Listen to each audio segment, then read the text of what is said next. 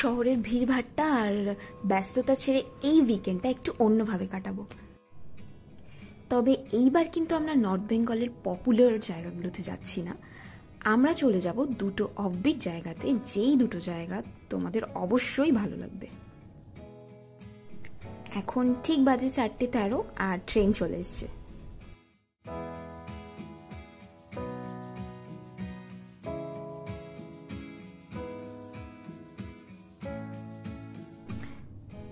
ঘড়িতে বাজে 2:56 আর এখন আমরা এনজিপি স্টেশনে। আমাদের হাতে এখন বেশ কিছুটা সময় আছে, তাই রেস্টরুমে একটু ফ্রেশ হয়ে নেব। আলো ফোটার সাথে সাথেই বেরিয়ে পড়েছি। এক্সাইটমেন্টটা সিরিয়াসলি ধরে রাখা যাচ্ছে না। তো আমাদের ড্রাইভার দাদাও চলে আসবে আর কিছুক্ষণের মধ্যে, দেখা যাক।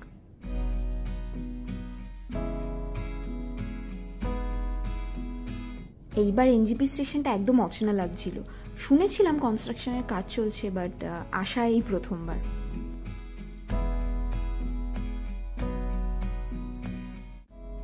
বেশ কিছুক্ষণ হয়ে গেল গাড়িতে উঠেছি। এখন আমরা চলছি শুকনা ফরেস্টের মধ্যে দিয়ে। যতবারই আসি না কেন জায়গাটা প্রত্যেকবারই নতুন মনে হয়। এটা হলো তিস্তা ব্যারেজ কন্ট্রোল রুম। দাঁড়াও তোমাদের ব্যারেজটা দেখাই।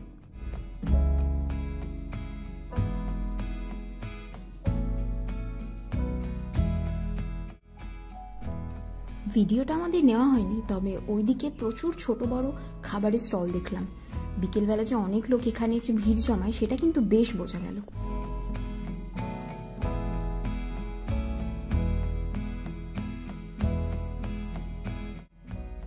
এই যে অপূর্ব একটা জায়গা দেখছো, এই জায়গাটা হচ্ছে গরুবা থান। মেইনলি এটা একটা পিকনিক স্পট, সব ওই সিজনে পিকনিক করতেই আসে। আর সামনে যে নদীটা সেটা হচ্ছে চেল নদী।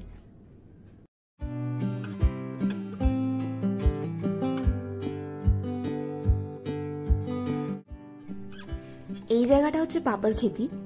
এই যে বিশাল পাথরটা দেখছো না, এটার উপর একটা ছোট হনুমানজির মন্দির আছে, দাঁড়াও দেখাই।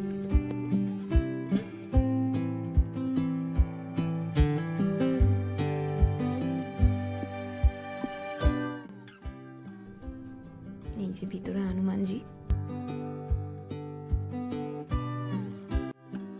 আর উপর থেকে ভিউটা দেখো।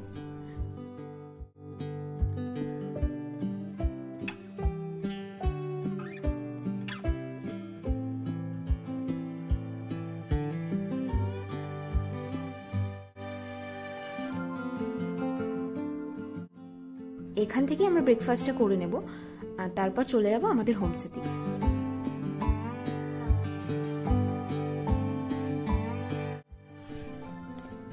ফাইনালি আমরা চলে এসেছি সেভেন্থ কি হোমস্টে। এটাই আজকের আমাদের হোমস্টে। তো হোমস্টে থেকে তোমরা ভিউটা কিন্তু নিজেরাই দেখতে পাচ্ছ।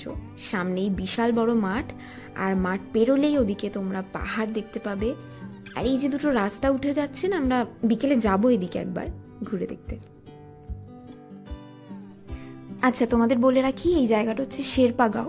লাভা থেকে ডিস্টেন্স অ্যারাউন্ড 4 কিলোমিটার। চলো এবার তোমাদের রুম ট্যুরটা দিই। এখানে দেখলাম প্রত্যেকটা রুমের বাইরেই না নেম প্লেট আছে, আর প্রত্যেকটার আলাদা আলাদা নাম আছে, যেটা ফ্লাওয়ারের উপর। তো আমাদেরটার নাম হচ্ছে ম্যাগনোলিয়া। এখানে দেখতে পাচ্ছ একটা সিঙ্গেল বেড, ডাবল বেড আছে, এদিকে চেয়ার টেবিল। আর ওয়াশরুমটা তোমাদের দেখাই। পুরো নিট অ্যান্ড ক্লিন ওয়াশরুম পাবে, আর সাথে কিন্তু গিজারটাও তোমরা পাবে। এবার আসি রুমের বেস্ট পার্টে, এই উইন্ডো দুটো। একদম মানে বিছানা থেকে শুয়েই তোমরা আর কি পাহাড়ের ভিউটা পেয়ে যাবে, দুটো জানলা থেকেই। অসাধারণ ভিউ।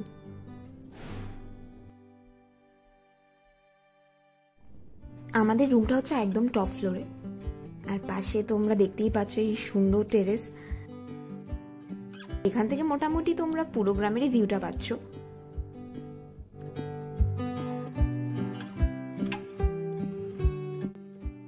কিভাবে যে সময় কেটে যাবে তোমরা কিন্তু এখানে বসে থাকলে বুঝতেও পারবে না।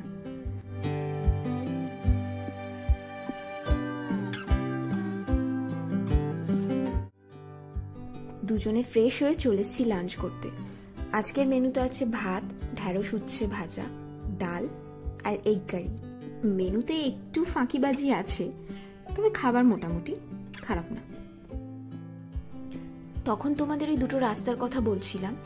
এই উপরের রাস্তাটা দিয়ে গেলে তোমরা এই মনেস্ট্রিটা দেখতে পাবে।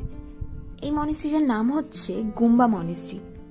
জায়গাটা খুব শান্ত, লোকজন প্রায় নেই বললেই চলে। চলো ঘুরে দেখা যাক।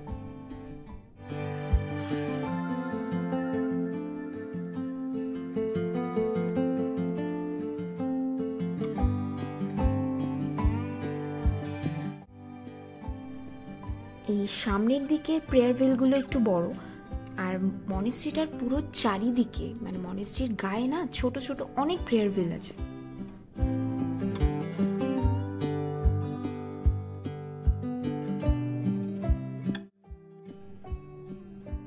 মনেস্ট্রির গায়ে একটা সিঁড়ি আছে, তো সেই সিঁড়ি দিয়ে উঠে এলাম। উপর থেকে এবার তোমাদের ভিউটা দেখিয়ে দিচ্ছি। এই মনেস্ট্রি আর এই নিরিবিলি পরিবেশ মনে কিন্তু একটা অদ্ভুত শান্তি এনে দিচ্ছে। আর এটা হলো সেই হোমস্টের সামনের মাঠটা।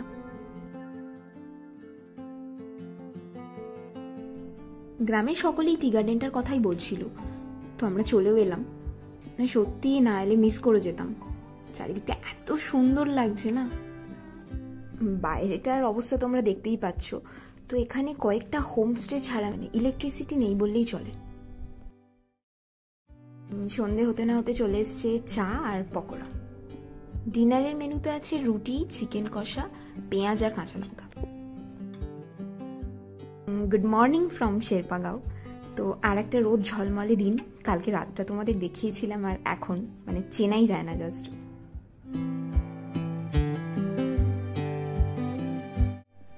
ব্রেকফাস্টে আছে পুরি সবজি, বয়েলড এগ আর চা তো কমপ্লিমেন্টারি। তো ব্রেকফাস্ট সেরে আমরা বেরিয়ে পড়বো আমাদের নেক্সট ডেস্টিনেশনে। আর সঙ্গে থেকে পরের ভিডিওতে দেখা হচ্ছে।